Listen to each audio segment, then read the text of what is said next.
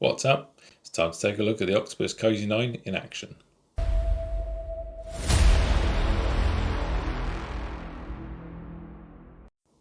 Hi, welcome back. So we finally had our Octopus Cosy 9 heat pump installed this week. It's been running for a few days and I just wanted to put together a short video to go through the installation process and what happened on each day.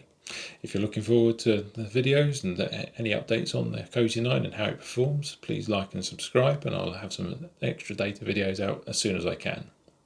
In the meantime, let's have a quick look and I'll run through day by day what happened. So, day 1.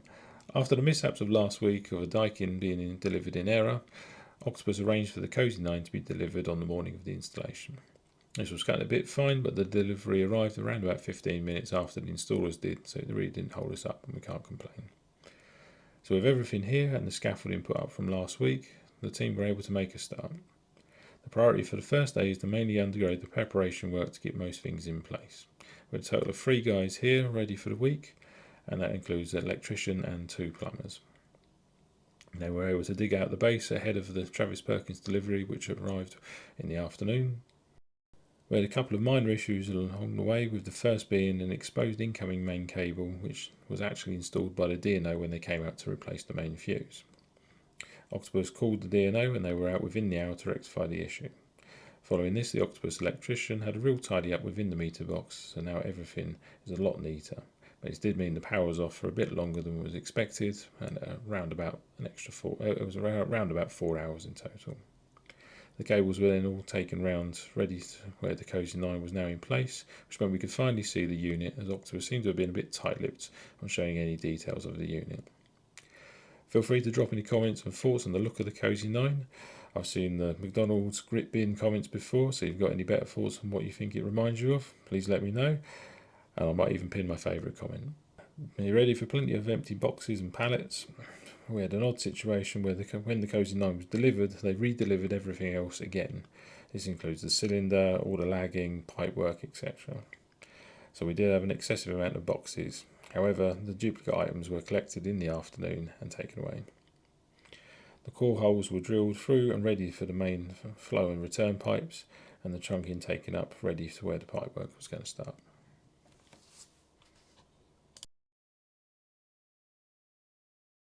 Day 2 started with the removal of the old cylinder, which was in a very tight airing cupboard. The only way to remove this was for the wall and door to be mostly removed, but this did give them much easier access to fit the new tank.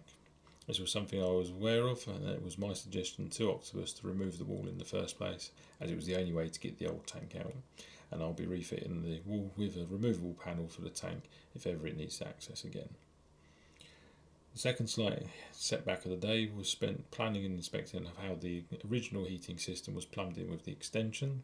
Oddly, it was found that it went from a 22mm pipe down to a 15mm pipe and then back up to a 22mm pipe. After a few tweaks, it is now all back on a 22mm system. The new tank was then fitted on a raised platform as the flow and return pipes come in below the tank rather than over the top. This helps keep the external trunking to a minimum. As we had a vented heating system, the cold water tank in the loft was then removed, as well as our Nest thermostat. Work began on 2 of the 5 radiators that we were having replaced in the bedrooms. This would also be the only night where we had no hot water and heating. Day 3. This was a fairly straightforward day now all the electrics and plumbing routes had all been established. A further 2 of the 5 radiators were installed, and the rest of the day was mostly being further pipe work and getting the expansion tanks and volumizers all in place. Whilst we would have no heating for the night, which fortunately was a fairly mild day anyway, they were able to set up a temporary connection to the immersion heater so that we could at least have a shower in the morning. Day 4, and what would be the final day, was a big moment with the boiler finally being removed in the afternoon and the flue patched in. The ball brick pointing was actually from British Gas when they fitted the boiler and not Octopus. The bulky waste was all collected and the garden drive was left very neat and tidy. Final bits of lagging and trunking was fitted on the external pipes and all ready to start to fill the system up. However, a final mishap. In fitting the final radiator in the kitchen, one of the screws went straight through one of the microbore pipes. This meant a slight leak when they started filling the system.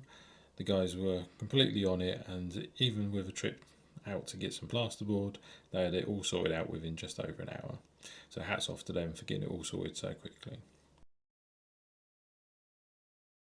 The Cosy 9 was fired up for the first time, and it all worked as it should. It was a bit louder than I expected, however the cover was off and this was starting to heat the water from stone cold. So let's have a quick listen in.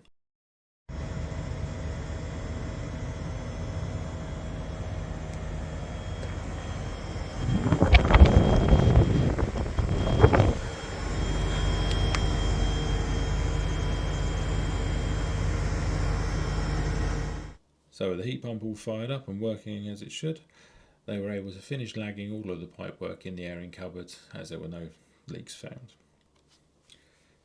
With everything up and running as it should be, the team were able to add the Cosy 9 to my Octopus app and then go through some initial schedules and show me the basic layout within the app. We then went through all the handover procedures, signed out all the relevant documents and paperwork, and everything was all finished. They did the final hoover up and we were done. Welcome back. So everything managed to get done within 4 days, which was fantastic given the big long bank holiday weekend. We had the system running for a few days now, so we've got some early figures which gives us a COP of 3.54 for 1 full day, and of the day and a half, 2 days that it's been running, it's got a SCOP of 3.4. Now this is very early figures, so time will tell, see how well that actually goes, and hopefully what I'll do is I'll add into my solar update videos a bit on the heat pump. By then we'll have a couple of weeks worth of data to report back. Fingers crossed we'll get close to that SCOP of 3.46, which the Octopus claim on the Cosy 9. Given we've got microbore and it's on the north side of the house, we'll see if that can actually come to fruition. If you've liked the video so far, and like I say, if you want to keep up to date with how it's going, or if you've got a Cosy 9 and you'd like to drop your figures in the comments, please let me know. I'd always be fascinated to hear how everyone else is getting on. Until the April update video, thank you, goodbye.